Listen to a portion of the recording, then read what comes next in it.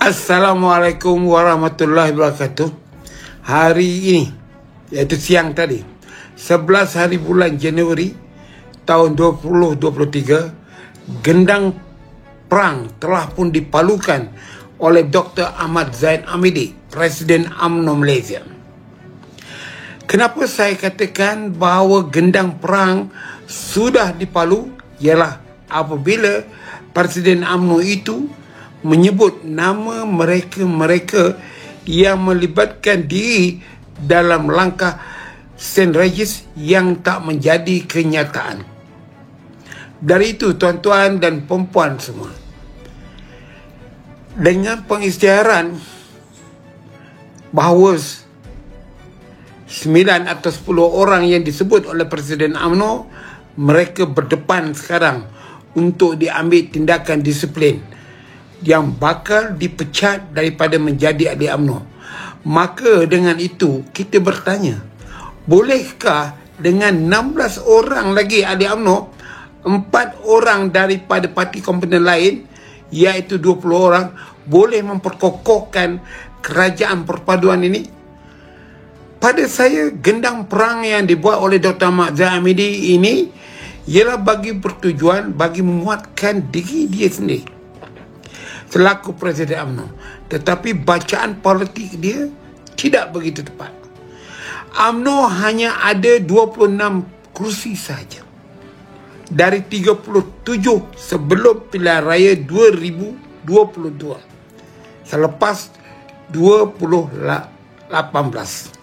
Oleh itu, tuan-tuan dan puan-puan, apa yang saya nak kata, dengan gendang perang di Palu ini disokong pula oleh 140 orang ketua-ketua UMNO bahagian yang mendakwa mereka ialah akar umbi. Persoalan kita dalam pemilihan jawatankuasa ketua UMNO bahagian yang bakal diadakan nanti, iaitu tahun ini sebelum pemilihan Presiden Parti yang berjalan serentak, ya, berapa orang agaknya akan menang? Benarkah akar umbi akan memberikan sokongan kepada 140 ketua bahagian yang membuat pendirian menyokong jawatan presiden dan timbalan presiden tidak bertanding atau tidak dilawan? Persoalannya sekarang, tuan-tuan dan perempuan, apakah di sebalik belakang kenyataan Presiden Parti UMNO dan juga 140 ketua bahagian, maknanya mereka telah bersetuju untuk menerima DAP sebagai rakan perjuangan UMNO dalam kerajaan perpaduan ini? Saya gelak ketawa bahawa sekian lama saya cuba untuk membetulkan persepsi DAP itu bukan anti Melayu. Saya diserang, saya dibalut oleh orang UMNO sendiri. Kononnya saya ini orang DAP. Hari ini mereka ni, apa nak kata, mereka bukan saja lagi berpeluk dengan DAP, malah bercium, bergulung lidah dengan DAP yang menggunakan PH, Pakatan Harapan. Pada saya, inilah dia nasib UMNO. UMNO masih lagi tidak sedarkan diri bahawa dia hanya ada 26 kursi. Transformasi perubahan sikap untuk membaharui perjuangan UMNO ini nampaknya tidak ada kepada pemimpin UMNO yang konon mengaku mewakili akar umbi 140 orang. Dari itu, orang-orang Melayu ni, saya rasa, yang masih tebal lagi, yang masih lagi berperanan, bersikap tidak menyokong DAP ini, akan terus menyampah UMNO ini. UMNO saya sokong bekerjasama dengan Anwar Ibrahim daripada Pakatan Harapan bagi menubuhkan kerajaan. Kerana pada pendapat saya masa itu, bahawa jika UMNO bersekongkol atau bekerjasama dengan Perikatan Nasional yang ada 74 kursi dicampur dengan 26 kursi UMNO 100 orang, Melayu, ahli Parlimen Melayu, dengan 22 lagi daripada Sabah Sarawak, cukup bagi Perikatan Nasional menubuhkan kerajaan, ya. Tapi masalahnya tahun 2027 di mana UMNO atau Barisan Nasional nak bertanding, nak melawan 74 kursi yang dipunyai oleh Perikatan Nasional, maka bolehkah UMNO menang? Adakah Perikatan Nasional membenarkan bahawa pada pilihan raya 2027 Perikatan Nasional bersilaturahim dengan UMNO, bertanding suka sama suka? Siapa yang menang? Perikatan Nasional dan UMNO yang menang. Tapi saya rasa tidak. Tahun 2027, jika UMNO menyokong kerajaan Perikatan Nasional, dengan sendirinya UMNO ditelan oleh Perikatan Nasional. Kebangkitan hari ini orang Melayu sebagai seorang pengundi dalam negara ini, mereka telah melihat bahawa Pakatan Harapan melalui DAP ada Cina. Nasionalis Melayu menolaknya dengan beberapa kenyataan sebelum ini pada DAP. Pada mereka, DAP dulu yang jahat, sekarang pun jahat.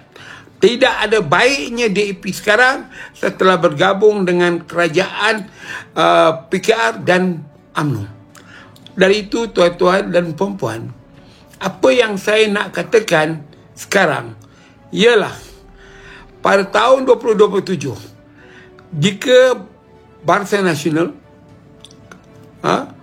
melawan 74 kursi Melayu daripada Perikatan Nasional, ataupun lebih kurang 26 kursi Melayu dalam Pakatan Harapan, maka bolehlah UMNO ini diselamatkan dari terus dilupai zaman.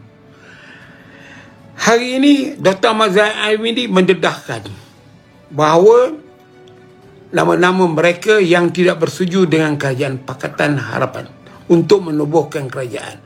Sebenarnya pada orang Melayu dan orang UMNO sendiri, mereka melihat nama-nama Isyamuddin Hussein, Jalaluddin, nama-nama Husni Muhammad bekas Menteri Besar Joe adalah hero-hero Melayu yang tidak lari prinsip konsistennya, tidak bersetuju dengan DAP dan Pakatan Harapan. Dari itu, tuan-tuan dan puan-puan, saya punya pendapat, pandangan pribadi saya, gendang perang yang dia palu pada hari ini tidak memberikan keuntungan kepada UMNO, malah lagi memburukkan keadaannya. UMNO sekarang ni sebenarnya sebuah parti melukut tepi gantang dalam kerajaan Pakatan Harapan, bukan berkongsi kuasa atau bersama berkuasa. Ia hanya sekadar untuk membuka pintu kunci menubuhkan kerajaan. Selepas pintu kunci sudah dibuka, kerajaan dah ditubuh, UMNO hanya sekadar apik lempang dan juga sebagai tukang angguk saja. Tak boleh buat apa-apa dalam kerajaan Pakatan Harapan ini. Sebagai satu contoh, Presiden UMNO umumkan Nur Jazlan Yaakob sebagai pengurusi Fikrah. Besoknya dikotakan oleh Perdana Menteri. Kalaulah Perdana Menteri Anwar Ibrahim menghormati UMNO dan portfolio Presiden UMNO sebagai Menteri Desa dan Wilayah, Kemajuan Desa dan Wilayah, patutnya dia tidak boleh vetokan pelantikan Nur Jazlan Ahmad. Yang ini pun orang UMNO tak boleh berfikir apakah peranan mereka dalam kerajaan yang ada sekarang. Ini agak pelik dan ini. Hari ini 140 orang buat kenyataan mengaku bahawa pemilihan ini 5 tahun.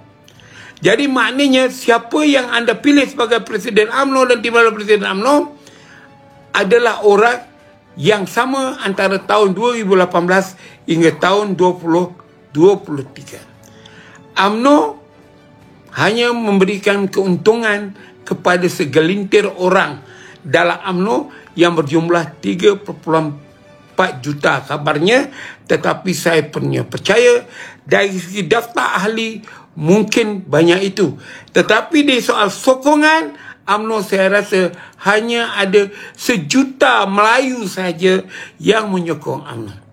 Kalau mereka tidak berjiwa seperti saya, kena pecat di dalam UMNO tapi masih jadi orang UMNO,